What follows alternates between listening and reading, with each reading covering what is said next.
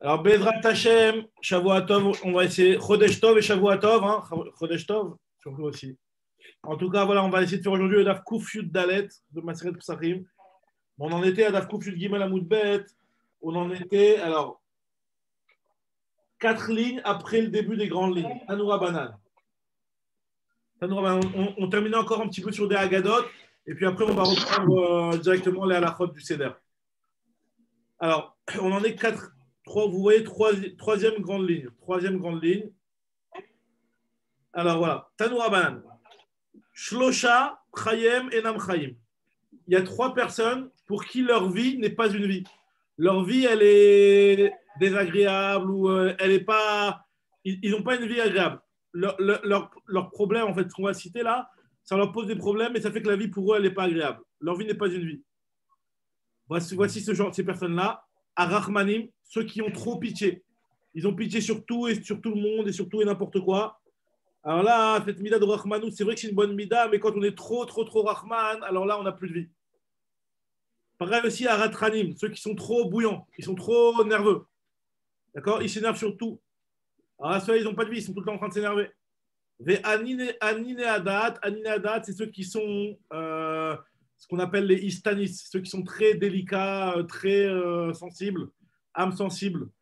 D'accord. Les âmes sensibles, eux, aussi, ils ont pas, leur vie n'est pas une vie parce que finalement, ils sont macpides sur tout et il n'y a rien qui leur convient. Ils arrivent quelque part, on leur sert un verre en plastique, ça les dégoûte. Bref, d'accord. Ils n'ont pas de vie. Amar Rav Yosef nous dit que Kulhu itneubi. Moi, j'ai tous les problèmes à la fois. Rav Yosef. Alors, il y a des méfarchim qui expliquent qu'en fait, Rav Yosef, lui, il était aveugle. Rav Yosef, comme il était aveugle, alors il y en a qui disent c'est pour ça qu'il était plus sujet à ces problèmes-là. Alors, il y a Rajbak qui était tennis aussi, c'est ça, hein. Je me rappelle dans Brachot. Dans Brachot. Il a dit Istenisani. Istenisani, d'accord. En tout cas, salut Shavuatov, Joseph. Shavuatov. Shavuatov, ça va? On vient de commencer. On a dit qu'il y a 3 personnes pour qui leur vie n'est pas une vie. Ceux qui sont ils ont trop de rachmanout sur tout le monde, ils sont trop nerveux, ou alors ils sont trop des âmes sensibles. Et Rav Yosef, il a dit que lui, il était concerné par tous les problèmes. Alors, il y a marqué dans les Sfarim, ce que je disais, dans le Ben Yoyada, il explique, le Ben Ishraï, qu'en fait, la raison pour laquelle Rav Yosef il avait ce problème-là, c'est parce qu'il était aveugle. Et comme il était aveugle, ces problèmes-là, ils sont plus. Ils concernent plus les personnes aveugles que ceux qui sont bien voyants, puisque des fois, une personne qui est aveugle, elle peut entendre quelqu'un qui est en train de hurler, alors qu'en fait, finalement, il n'y a pas lieu d'avoir de la rahmanout sur elle. Mais comme elle ne voit pas exactement, elle n'a pas la vision pour voir l'ampleur du problème, alors elle a de la rahmanout, elle a tout le temps de la rahmanout. Donc, lui, Rav Yosef qui était aveugle, il avait tout le temps de la rahmanout. Pareil pour le casse aussi, il ne voit pas. Donc, des fois, il y a des choses qui ne doivent pas énerver quand on les voit bien lucidement, avec lucidité. Mais en tout cas, lui, vu qu'il était aveugle, il était plus touché par ce problème-là. Et Anine Adat, peut-être aussi en rapport avec le fait qu'il était aveugle, je ne me rappelle plus comment il explique là-bas. En tout cas, voilà. Donc, la Gemara continue, nous dit Tanoura Banan. Donc, on en est à Kufyud Gimel Amud Bet, 6 lignes à peu près après le début des grandes lignes. Non, peut-être pas compte. 3 lignes. Non. Hop. Ouais, 5-6 lignes, voilà. Tanoura Banan, Shlosha, Oavim, Zeedze. Même plus, un petit peu plus. Shlosha, Oavim, Zeedze. Il y a 3 qui s'aiment l'un à l'autre. Alors, c'est quoi ceux qui s'aiment les uns aux autres? Alors, non, j'ai fait un passage, mais là. Tanoura Banan, Shlosha, Sonim, Zeedze d'abord. Il y en a 3 qui se haïssent les uns aux autres. Velouen, Aklavim. Les chiens, ils ne s'aiment pas entre eux. Ils sont sonim l'un à l'autre, les chiens. Autre race qui ne s'aime pas, c'est les Tarnégolim. Et autre race qui ne s'aime pas, c'est les Chaverim. Alors, c'est quoi les Chaverim? Alors, on avait déjà parlé de cette peuple-là. En fait, c'était un des peuples parmi les Perses. Parmi les Perses, il y avait un peuple qui s'appelait les Chaverim. Alors, il y en a qui disent Chabarim, il y en a qui disent Chaverim. On avait vu ça dans Maseret Shabbat. C'était un peuple qui était des tyrans, quoi. Ils étaient insupportables. Et eux, entre eux, ils se haïssent. Maintenant, la Gemara continue, elle te dit Veyesh Omrim af azonot. Il y en a qui disent que même les zonotes, entre elles.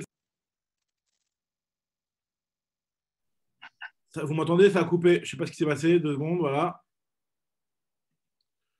Voilà. Donc, je reprends ce que je suis en train de dire. Donc, il y en a qui... Ouais, vous m'entendez? C'est bon? Non, on ne t'entend pas. Il y a des bugs.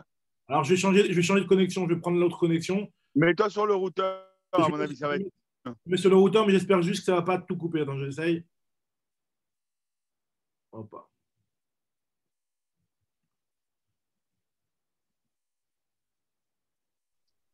Vous m'entendez là? Ouais. Bon, ça a repris. Ouais, je me suis connecté sur le routeur de la chaîne. On va voir que ça donne. Ok. Tanoura Banane. Je continue. Je reprends là ce qu'on avait dit. On avait dit qu'il y en a trois qui se haïssent, les chiens, les Tarnégolim et les Chabarim. Donc c'est une ethnie parmi les Perses. Mais les Chamrim, Afazonot, il y en a qui disent que même les Zonotes aussi, elles se haïssent. Alors Tanakama, il n'a pas cité les Zonotes parce que lui, il considère que les Zonotes, elles se respectaient les unes aux autres. Et il y avait la Gemara dans Maseret Shabbat, on avait vu que les Zonotes, elles se coiffaient les unes aux autres. Donc il dit que tu vois bien qu'elles ne se haïssent pas tellement que ça. Et l'autre, le Yeshomrim, il pense que non, elles se haïssent les unes aux autres. Le Yeshomrim, Af Talmidei Chachamim Shebe Bavel.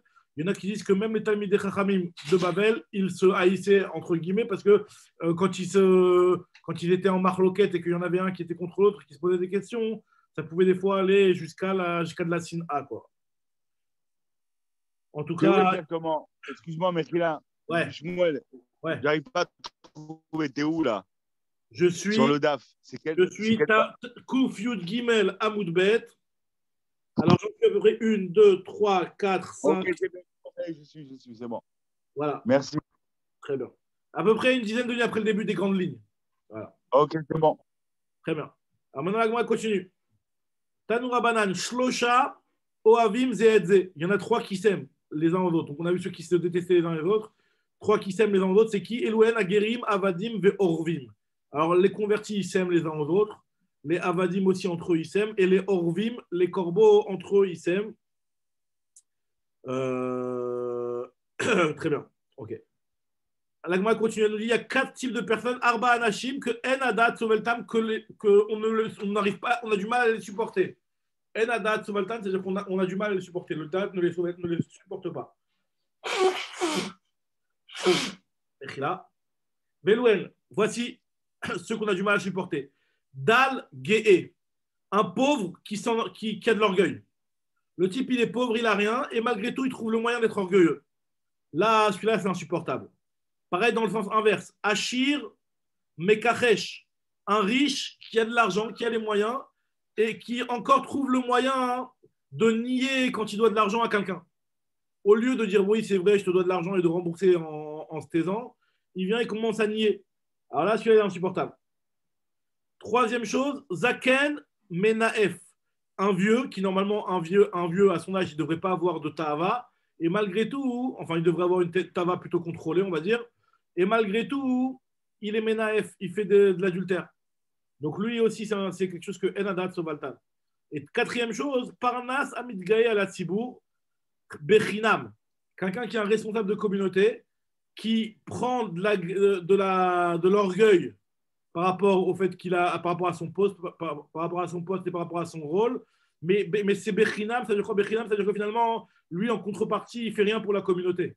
Il n'est pas vraiment au service de la communauté, mais il se prend pour il le fait comprendre et il donne rien. Quoi. Il se prend pour un des Parnassim, il dit voilà, moi je suis le président, mais c'est que sur le papier et il fait un spécial.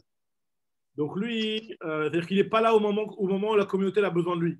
Quand la communauté a besoin qu'il intervienne dans des trucs, etc., il n'est pas là pour intervenir en la faveur de la communauté. Il y en a qui disent Afamegaresh et Tishto Pamrishona, Shnia ou Marzira. Il y en a qui disent que même celui qui a divorcé sa femme une première fois et après il s'est remarié avec elle, il a divorcé une deuxième fois et après il s'est remarié avec elle. Genre il a fait plusieurs fois l'aller-retour. Alors là, dans ce cas-là, là, dit l'Agmara que Enadat Sovaltam. Comme ça, il y en a qui rajoutent. Après, le premier avis, il n'a pas cité ce cas-là. Nous dit l'Agmara, avec Tanakama, le premier Tana, pourquoi il n'a pas cité cet avis-là? Parce que ce cas-là de celui qui divorce sa femme, parce que des fois, il peut y avoir des raisons qui sont valables, qui justifient que le type puisse se remarier avec elle. Par exemple, quoi? Dimnim de Ktubata Meruba. Il a voulu la divorcer une première fois, après il s'est rendu compte que la Ktuba, elle était trop chère, il n'allait pas pouvoir la payer. Donc, il a préféré se remarier. Même si finalement, c'est un petit peu par intérêt, ce remariage. Mais bon, c'est des choses qui peuvent être justifiables et ça ne rentre pas dans le guéder que Enadat Sovaltan. C'est quelque chose qui peut être conçu, on peut concevoir une chose pareille, quoi. Et Inami ou autre chose, autre raison qui peut justifier aussi qu'un type il se remarie avec sa femme, parce qu'il a des enfants avec elle, il ne veut pas que les enfants ils soient sans père. Chez Shlobani Meimena, Velo Matse Megareshla, il ne peut pas la divorcer parce que même si en réalité c'est vrai, il s'énerve avec elle et il ne s'est pas entendu avec elle, mais voilà, il y a les enfants qui sont là, donc les enfants, c'est une des raisons aussi qui empêche les divorces. Très bien. Continue la Gemara. Chamisha Dvarim Tziva Kenaan et Banav. Donc, moi, nous rapporte des Kenaan. Donc, Kenaan, lui qui a été maudit. Le fils de Noach, c'est ça? Le petit-fils de Noach, d'accord, qui a été maudit par Noach, qui a maudit Cham, Avi Kenaan. Il l'a maudit. Et lorsqu'il l'a maudit, il a dit qu'il allait être un esclave, Avi, lui et toutes ses descendances. Maintenant, Kenaan, lui, lorsqu'il a fait un testament à ses enfants, il leur a ordonné 5 choses. Chamisha Dvarim, Tziva Kenan et Banav. Alors, c'est quoi ces 5 choses? Donc, justement, en rapport avec le fait qu'il a eu cette malédiction-là d'être esclave à vie, comme il y a marqué Vayi Kenan, Eved Lamo, ouais. Alors, premièrement, Ahavu Zeze. Aimez-vous les uns aux autres, comme on avait dit plus haut que les esclaves ils s'aiment les uns aux autres. Deuxième chose, Ahevu et Gezel. Aimez le vol. Comme il rapporte ici les Farshim, qu'il y a marqué dans Pirkei Avot, Marbe Avadim, Marbe Gezel. Celui qui a des Avadim, il y a du Gezel. Hein. Fais attention les femmes de ménage et tout ça. Bon, on parle d'égoïme, hein, mais bon, fais attention, c'est Marbe Avadim, Marbe Gezel. Ou des employés aussi. Hein, ça peut arriver ou aussi. Des employés, si tu n'as pas d'employés. C'est vrai, malheureusement. Et autre chose, Ahavu et Azima. Il aura dit à ses enfants, aimer tout ce qui est les choses, les mauvaises mœurs. Comme il y a marqué dans Pirkei Avot aussi, il y a marqué que Marbe Shfachot, Marbe Zima. Les Shfachot, elles ne sont pas du tout snouot et ça entraîne de la débauche. Et quatrième chose, Sin'u et Adonchem, détestez votre maître. Parce qu'en fait, vous êtes cette clala que vous avez eue d'être avadim, mais il ne faut pas que vous aimiez votre maître. Cinquième chose, Al Tedabru Emet, ne dites jamais la vérité. Donc voilà, ça, c'est en d'autres termes, si tu trouves chez un évêque tous ces défauts, quoi, c'est que finalement, il respecte bien la tsava qu'il a reçue de Kenan.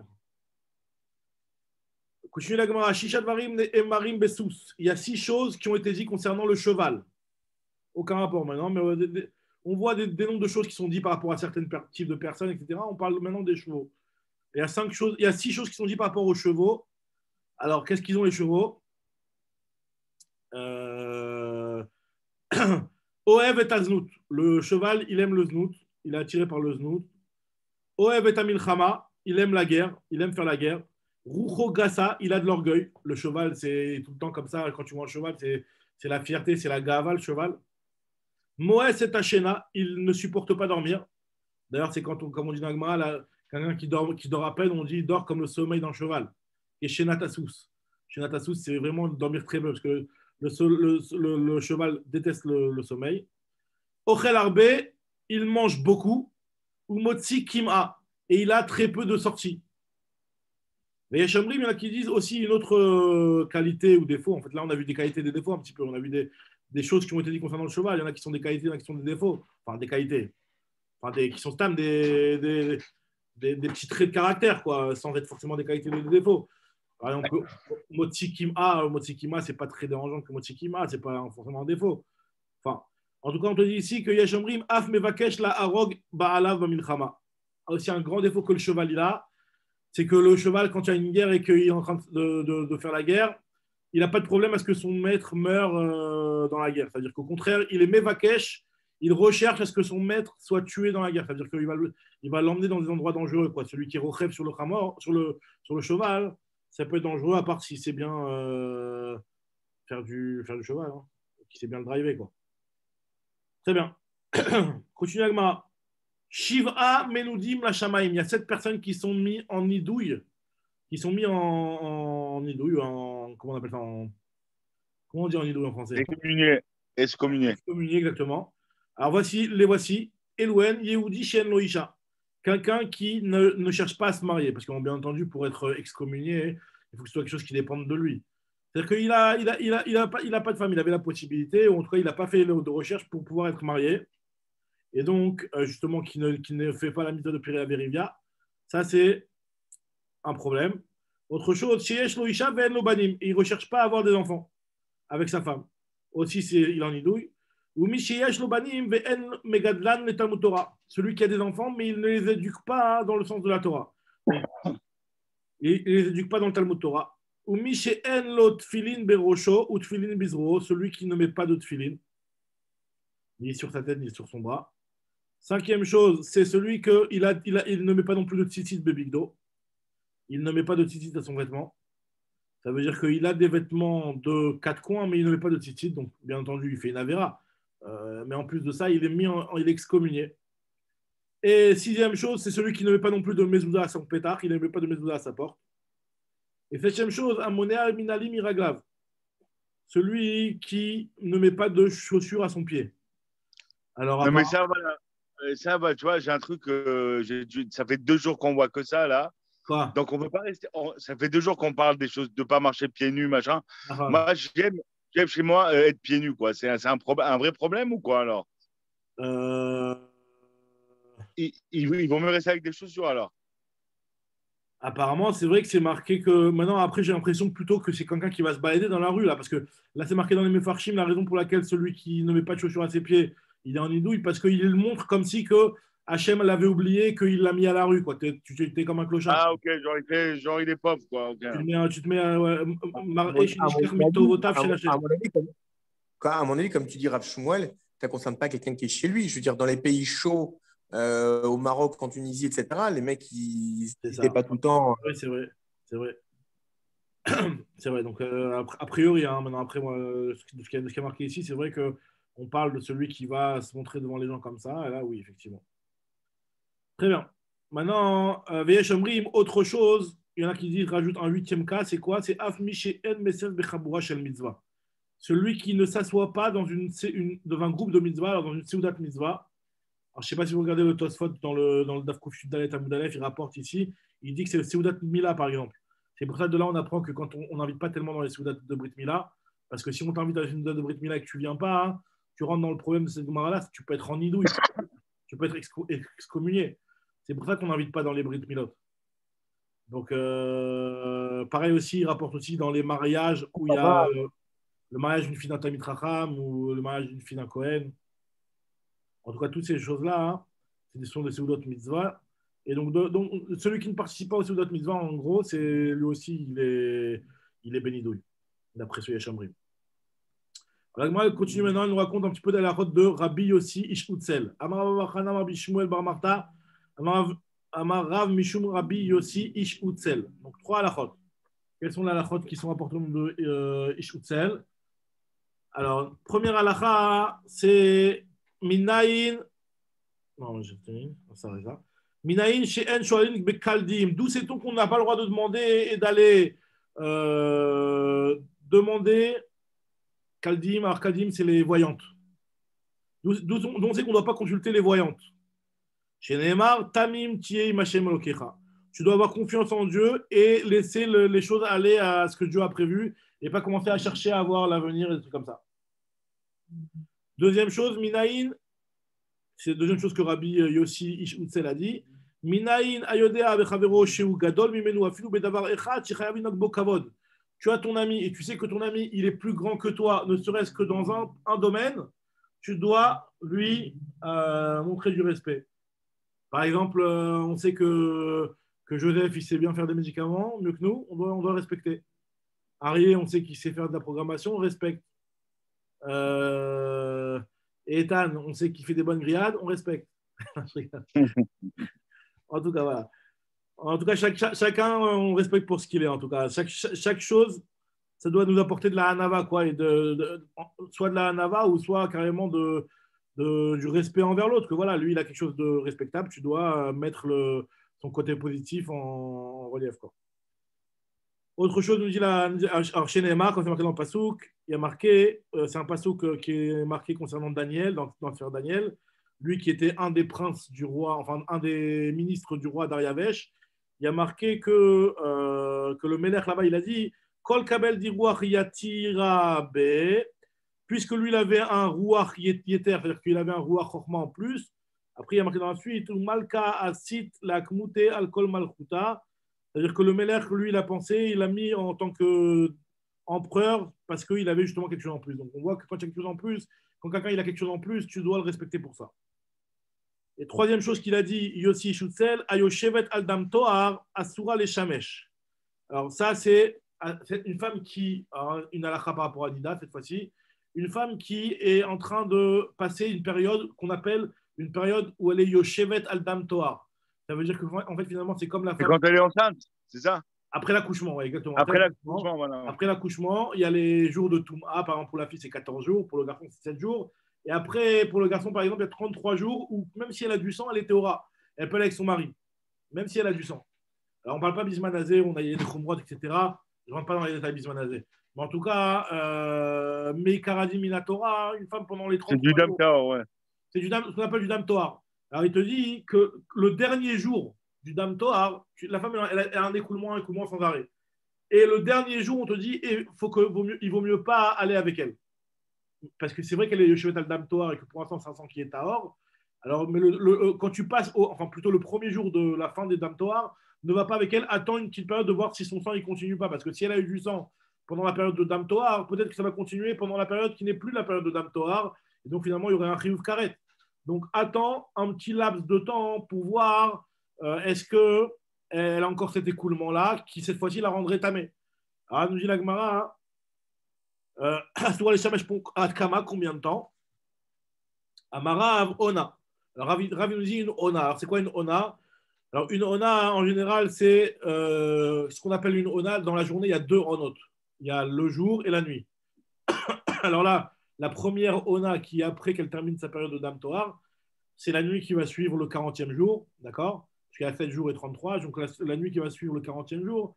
Alors là, cette nuit-là, il faut se séparer d'elle, il faut être avec la femme, de peur qu'elle va avoir un écoulement. Elle va continuer ce qui, c'est vrai, à la base, c'était du Dam Toar, mais maintenant, on a terminé la période de Dam Toar, donc il faut attendre. Ok, continue l'agma. Tana, où Yosef l'agma nous dit, ce Yosef Ish Utzel qu'on vient de citer, en fait, finalement, il a beaucoup de noms. Et en fait, finalement, vous allez voir qu'il y a beaucoup de Chachamim dans l'agma qu'on voit, et en fait, c'est le même personnage. Comme là, nous dit l'agma que Yosef Ish Utzel, c'est le même que Yosef Abavli, ou ici Ben Gourarié, c'est le même que ici Ben Gourarié, ou ici Ben Yehuda, c'est le même que ici Ben Yehuda. Ici Ben Yehuda, c'est Yosef Ish Utzel et Yosef Abavli. Ou ici Ben Gamliel, ou ici Ben Mahalalel. C'est le même que ici Ben Mahalalel. Ou Ma chez moi, c'est quoi son vrai nom à la base? Encore un autre nom complètement. C'est ici Ben Akavia chez moi. Maintenant, on a trouvé aussi un autre Racham qui avait aussi beaucoup de noms. C'est Rabbi Yitzhak Ben Tavla. Ou Rabbi Yitzhak Ben Tavla. Ou Rabbi Yitzhak Ben Chakla. Aussi, son nom, il avait un autre nom qui était Rabbi Yitzhak Ben Chakla. Et pareil aussi, il s'appelait aussi Rabbi Yitzhak Ben Ilaha. C'était aussi Rabbi Yitzhak Ben Ilaha. Et c'est quoi un autre nom qu'il avait? Rabbi Yitzhak Ben Acha. Alors, non, c'est le même que. Non, ça. Non, ou Rabbi Yitzhak Ben Ilaha. Non, Nekuda. Ça, c'est déjà un premier truc. Maintenant, l'agma continue. En fait, de côté, là, il y a une petite correction qui dit que c'est un petit peu un nouveau truc. Maintenant, l'agma dit que Rabbi Yitzhak, il faut ajouter Rabbi Yitzhak. Rabbi Yitzhak, lui, le stam Rabbi Yitzhak qui est rapporté dans l'agmara. Alors, ça va dépendre. Hop. Il y en a qui rentrent Netanel, mais tout dit. C'est Rabbi Yitzhak Ben Pinchas. C'est ça, c'est ce qu'il dit Rashi. C'est Rabbi Yitzhak Ben Pinchas. Alors, Rabbi Yitzhak, justement, voilà. Rabbi Yitzhak, salut Nadji, salut Shavuatov. Shavuatov. On en est à Koufchut Dalet, là on démarre les premiers mots de Koufchut Dalet à Moud Aleph. On a fini la première partie de Koufchut Dalet à Moud Bet, on démarre Koufchut Dalet à Moud Aleph. Juste Agma nous parle de Rabbi Yitzhak, elle nous dit que le Rabbi Yitzhak qui est cité dans la Gemara, hein, ce Rabbi Yitzhak, lui, alors ça va dépendre dans quel type d'enseignement il est cité. S'il est cité dans une shmata, c'est-à-dire que dans une sugia de halacha, shmata, ça veut dire une sugia de halacha. S'il est dans une sugia de halacha, alors là, c'est Rabbi Yitzhak ben Acha. Le stam Rabbi Yitzhak qui est dans une sugia de halacha, c'est le Rabbi Yitzhak ben Acha. Et par contre, ou Rabbi Yitzhak ben Pitras de Agadta. Par contre, quand tu vois un stam Rabbi Yitzhak dans une Agada, et ben finalement, ça fait référence à Rabbi Yitzhak ben Pinchas. C'est un autre Rabbi Yitzhak. Maintenant, un siman pour se rappeler lequel est dans quoi.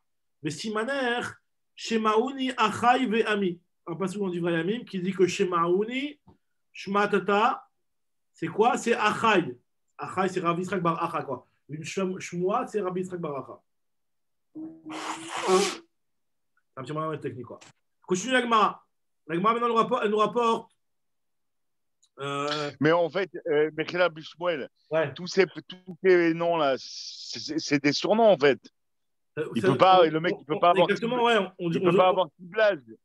Il peut pas avoir 6 blases, le mec. Il peut avoir, genre, il monte à la Torah, il se fait appeler par tous ces blases là. T'as raison, non. Comme par exemple, on a vu pour Rav Yosef, c'était Rav Yosef Ben Akavia, son vrai nom, et tout le reste, c'était des kinouïm. C'est des surnoms en fait. C'est ça, c'est des diminutifs ou voilà. Okay. C'était des pseudos. Pour ne pas qu'ils se fassent reconnaître dans les baptêmes midrashot. Je sais pas c'est quoi, pourquoi il avait beaucoup de noms. En tout cas, voilà, il avait c'est des surnoms, comme tu dis. Non, c'est exagéré. Alors, on dit la Gemara que Amar Bachana ou Yochanan, Mishmed Rabbi Yehuda Berilai. Non, je tenais. Non, c'est ça. Amar Bachana Rabbi Yochanan, Mishmed Rabbi Yehuda Berabbi Ilai. Alors là, maintenant, on va voir un petit peu comment se comporter avec l'argent et sur quoi on doit investir plus que sur d'autres choses. Echol Batzal, Veshev Batzel. Alors là, c'est un petit peu un proverbe. Echol Batzal, mange de l'oignon, mais au moins. Et soit à l'ombre. Mais au moins, soit à l'ombre, exactement. C'est-à-dire, vaut mieux que tu investisses dans un toit plutôt que dans de la bouffe. Alors, Velo Tichol Avadin Vetarnegolim, Veyel Lipra Rodef Alecha. Ne mange pas des oies, du foie gras, des tarnégolim, et tu t'habitues à manger des choses qui sont trop bons, de peur que ton cœur après il soit en train de rodef alecha, c'est-à-dire qu'il soit tout le temps en train à la recherche de ces choses-là, et même si tu n'as pas les moyens, tu vas rechercher ces choses-là et ça va t'entraîner de te comporter pas comme il faut. Et tu vas même à tel point que tu pourrais même vendre ta maison si jamais tu vois que tu n'en as pas.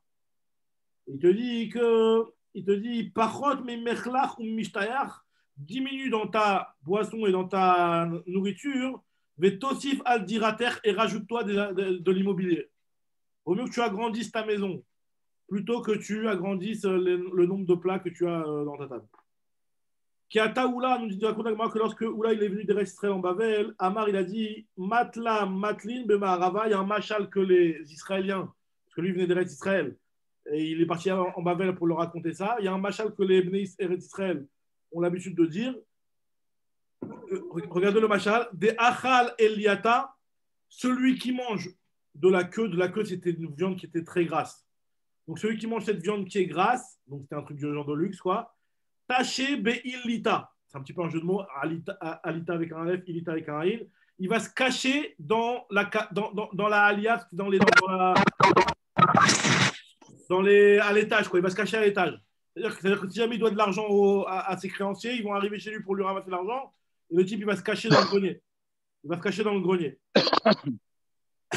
Et des achil kakuli, par contre, celui qui mange des légumes, kakuli, c'est des légumes, des brocolis et tout ça, akikle des matash achiv, c'est aussi un jeu de mots, kakuli et akikle, lui, tu le verras que ce type-là, il s'assoit sur les ordures de la ville. C'est quoi les ordures de la ville? Les ordures de la ville, c'est l'endroit où, dans le chouk, où il est devant tout le monde, il n'a pas peur, il est devant tout le monde, il a honte de personne, il s'assoit même sur les ordures de la ville. Ça veut dire qu'il est au centre de la ville et personne ne lui réclame rien parce que le type, il ne doit de l'argent à personne. Tout ça pour dire que voilà, en fait, il vaut mieux investir dans des choses qui sont plus à long terme que de pas se remplir le ventre.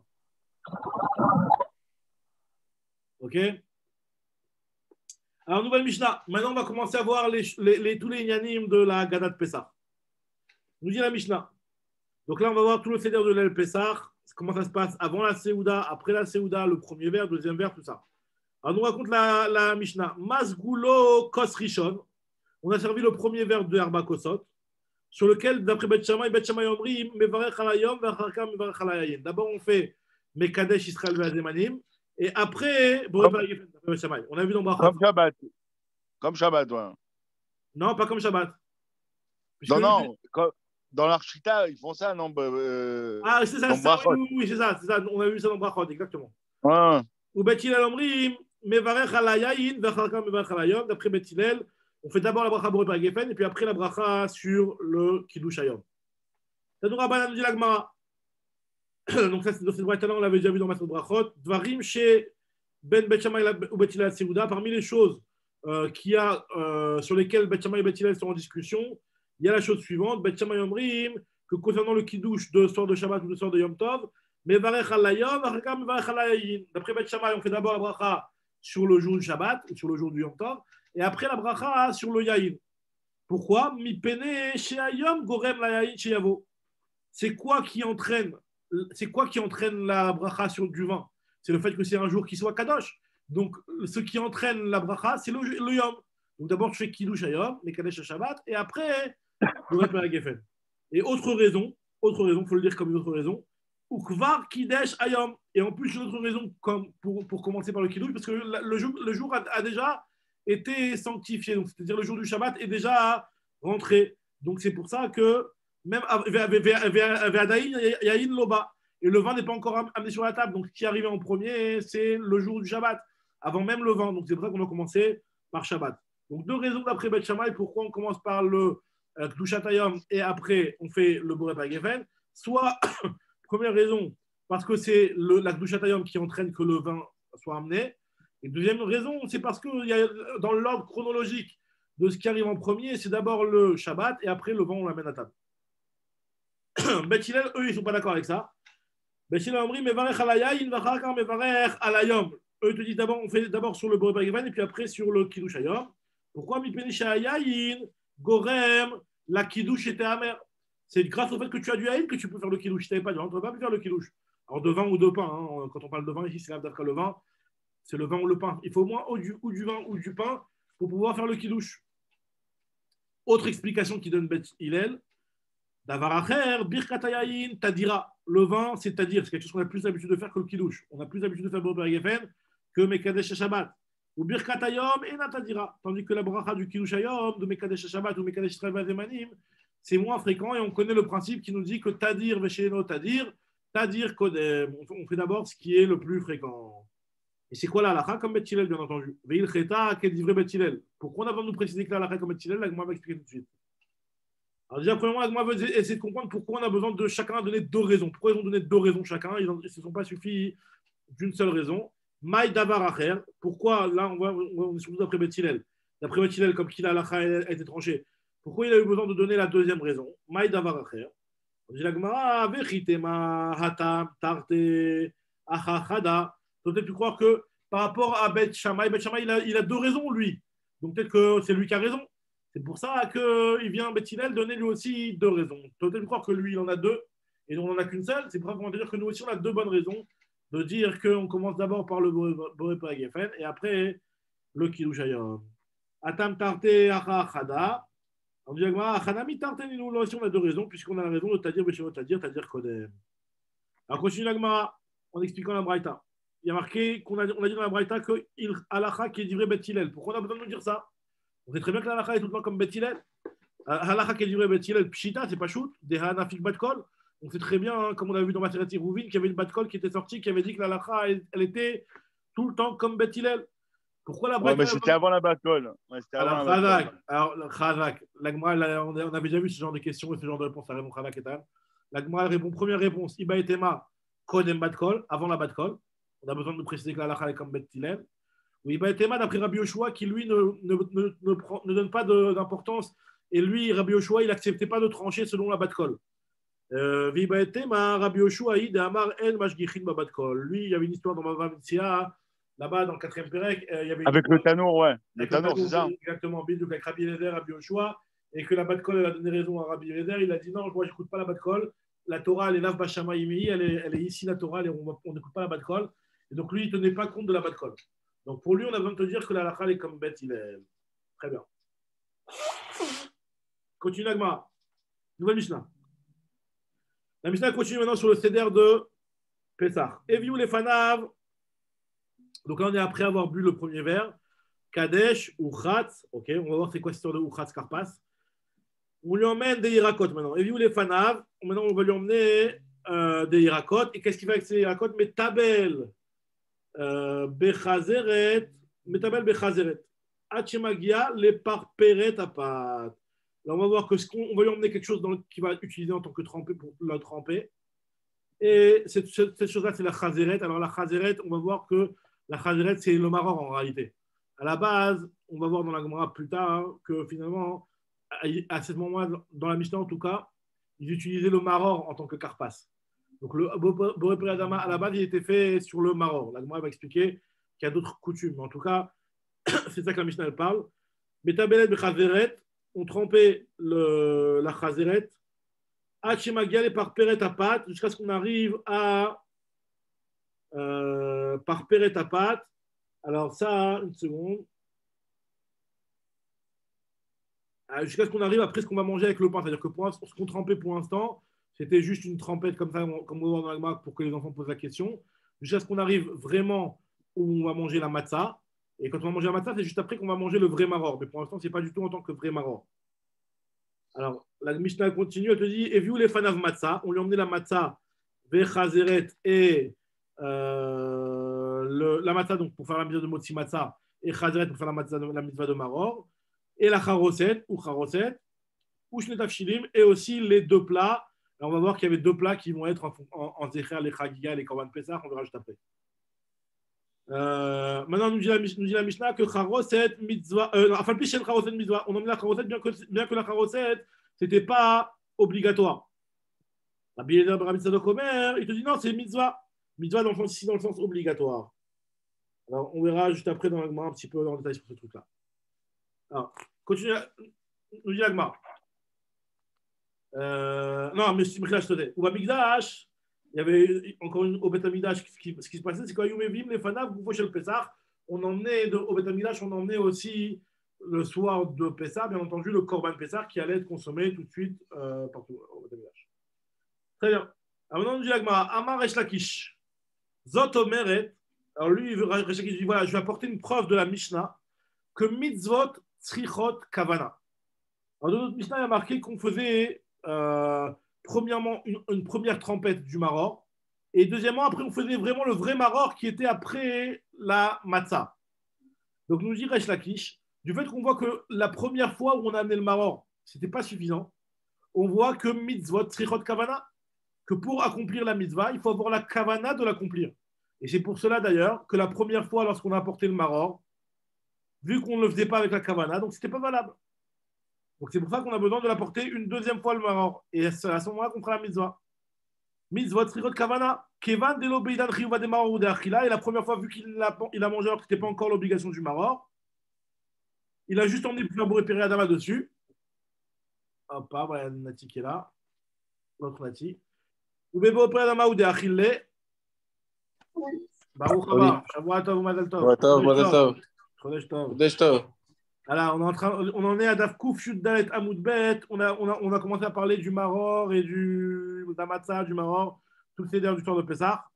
Alors là, on dit que comme la première fois où on a porté le premier légume, donc nous, ce qu'on a l'habitude de faire avec le karpas, la Mishnah elle le dit qu'il le faisait carrément même à l'époque avec du maror, on n'est pas acquitté de la mitzvah de maror puisque c'est pas encore, on ne le fait pas en tant que mitzvah. Parce que pour être acquitté de la mitzvah, il faut avoir la kavana d'accomplir la mitzvah. Nous, ce qu'on le fait, c'est juste pour ce qu'on emmène au premier. Au départ, c'est pour le Boré Peri Adama. Ou bien Boré Peri Adama, mais Bishmoel, Mechila, mais avec comment tu peux dire, c'est sûr qu'il faut une kavana, parce qu'on fait la bracha quand même. On fait à l'achilat maror. Alors, comment tu peux dire qu'en faisant une bracha, il faut faire une kavana? C'est obligatoire.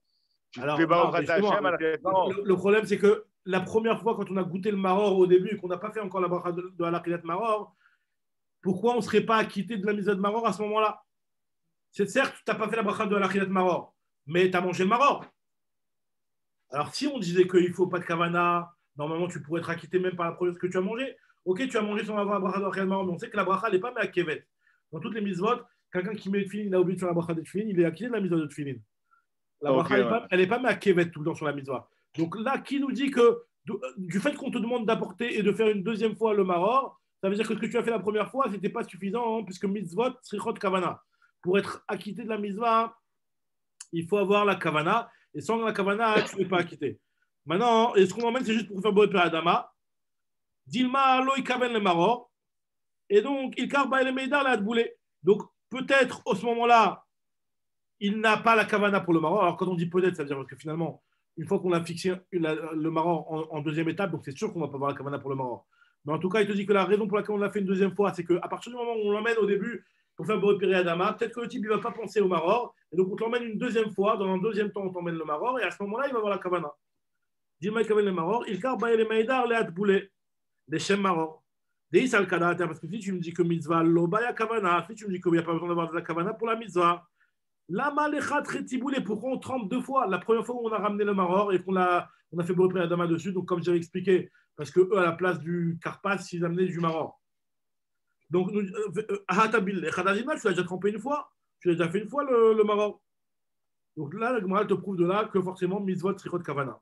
La Gemara veut réfuter cette preuve de Resh Lakish. Elle te dit, Mimai, qui te dit, Dilma, aleolam, mitzvot, en trichot, kavana. Peut-être qu'en réalité, les mitzvot, on n'a pas besoin de kavana pour la mitzvah. Peut-être que les mitzvot, en trichot, kavana. Ah, alors dans ce cas-là, pourquoi on l'a apporté une deuxième fois, alors le maror? Mais des cas Martha très tiboulé la Mali, qui est ri d'Eliévé et qui est ralatino. En réalité, la seule raison pour laquelle on a ramené une deuxième fois un maror, c'est pas parce que le premier n'aurait pas pu suffire. En réalité, le premier aurait peut-être pu suffire même si on n'avait pas eu la kavana. Parce que je peux très bien te dire que mitzvot l'autre est kavana. Mais la raison pour laquelle je t'ai apporté une deuxième fois un maror, c'est parce qu'on veut que les enfants posent des questions. Donc on l'a amené au tout départ avant le repas. Et les enfants, ils vont voir quelque chose de bizarre, ils vont poser la question, le fameux Manishtana. Donc c'est pour ça qu'on a obligé d'apporter une deuxième fois un deuxième légume une deuxième fois. Mais pas du tout parce que la première fois n'aurait pas été suffisante à cause du problème de Mitzvot Srichot Kavana. Agma dit Vechitema. Et si tu veux me dire, pour essayer un petit peu de rétablir ce qu'il a dit Resh Lakish, que Imken Lishmeinan Mishar Yirakot, on devrait faire, si dans ce cas-là, alors si c'est pour que les enfants posent des questions, pourquoi on amène du maror au départ, on devrait amener un autre légume. En réalité, on va voir que nous, finalement, nous, on emmène un autre légume. Mais l'Agma demande que pourquoi dans la Mishnah on parle du maror, on devrait apporter un autre légume. Alors on dit l'Agma, c'est que ce n'est pas un argument, ça, parce que Iashmoinan Sharirakot, si on t'avait dit un autre légume, Ava Amina, Echad, Ika, Sharirakot, ou des Bainan très tiboulé. Aval Chazeret, Lechouda, Loba très tiboulé. On aurait peut-être pu croire que si tu as un autre légume, alors tu vas emmener les deux légumes, et le karpas et le maror. Mais si tu as que du maror, tu fais qu'une fois le maror et tu ne vas pas le faire en deux temps. C'est pour ça qu'on te dit que même quand tu as le maror, tu le fais en deux temps. C'est pour ça qu'on t'a apporté on t'a dit que on parle d'un cas où le karpas, ils ont utilisé le maror à la place du karpas. Même dans le cas où le type il a que de la chazeret, donc que de la chassa, du maror, il devra quand même faire deux fois deux tiboulim, un pour le karpas et un pour le maror, qui est rid et l'IVB, qui est ral tinokot, pour que les enfants, eux, ils aient un équerre, c'est-à-dire que pour qu'eux, ils s'étonnent et qu'ils posent des questions. Maintenant, l'Agmara, elle va poser la question sur Resh Lakish. Tanya, il y a une braïta, a priori, qui a l'air de ne pas aller dans ton sens à toi, Resh Lakish. Toi, Resh Lakish, qui veut dire que les mitzvot, il faut avoir la kavana. Je vais t'apporter une braïta, où a priori, de cette braïta-là, il en ressort qu'il n'y a pas besoin de kavana pour les mitzvot. Pourquoi? Il y a marqué dans la braïta, Tanya, achalan dmai. Le type qui a mangé, qui a pris pour le maror, il a pris des hirakot d'un amaret. Donc on sait que quand on achète quelque chose d'un amaret, d'un type qui n'est pas un chaver, qui n'est pas quelqu'un qui respecte systématiquement les troumat ou masrot, normalement, même dans le doute, on doit. Mais on avait dit qu'il ferait quoi qu'il arrive, Trouma Gdola, quoi. Ça, c'est sûr. Trouma Gdola, oui, parce qu'ils ont peur, c'est Krav Mita, ils ont peur. Mais le maaser, ils se disent non, c'est rien, le truc, ils le font pas. Donc là, c'est du dmaï. Il y a une takana de dmaï que normalement, pour pouvoir le manger, il faut prélever encore une fois le Troumat maaser. Dans ce cas-là, nous dit la Braïta que si jamais tu as mangé du dmaï, tu es quand même yotse. Comme on avait déjà vu que puisque tu peux te rendre ani. Même dans on avait même qu'avec Zimoun, on peut être mésamène sur du dmaï. Exactement. C'est que le dmaï a toujours ce mythor là que tu peux te rendre ani et le ani il a le droit. Pour le hani, les chachamim ne l'ont pas obligé à prélever dans le dmaï. Parce que c'est comment ça fait que le dmaï, on n'est pas sûr que le hamaret n'a pas fait les prélèvements. Donc il est yotse. Pareil aussi, c'est un achalam belo mitkaven. Voilà ce qui nous intéresse à nous. Il a mangé le maror sans kavana. Il est yotse. Alors, c'est une question sur Resh Lakish. Resh Lakish a dit qu'il faut avoir la kavana. Alors, la Gemara va expliquer tout ça tout de suite après. Et Achalan Nechatzaïn, ou alors il a mangé que par moitié, c'est-à-dire en deux Khatsi Zaït, c'est-à-dire qu'il a mangé un premier Khatsi Kazaït, et après il a mangé un deuxième Khatsi Kazaït, il est Yotze. Pas obligé de tout mettre dans la bouche d'un coup. Il va chez l'Oyeben Achila Lechaverta, qui est Yoter Migdar Kilat Pras. Il ne faut pas qu'il y ait entre chacune des bouchées le temps de Migdar Kilat Pras, comme on sait, entre 4 et 9 minutes. D'accord, il ne faut pas dépasser ce laps de temps. Donc on voit en tout cas la question de l'Agmara, c'est que tu vois bien qu'il y a marqué ici que si jamais le type n'est pas mitkaven, il est yotze. Donc c'est une question sur ce qu'il a dit Resh Lakish.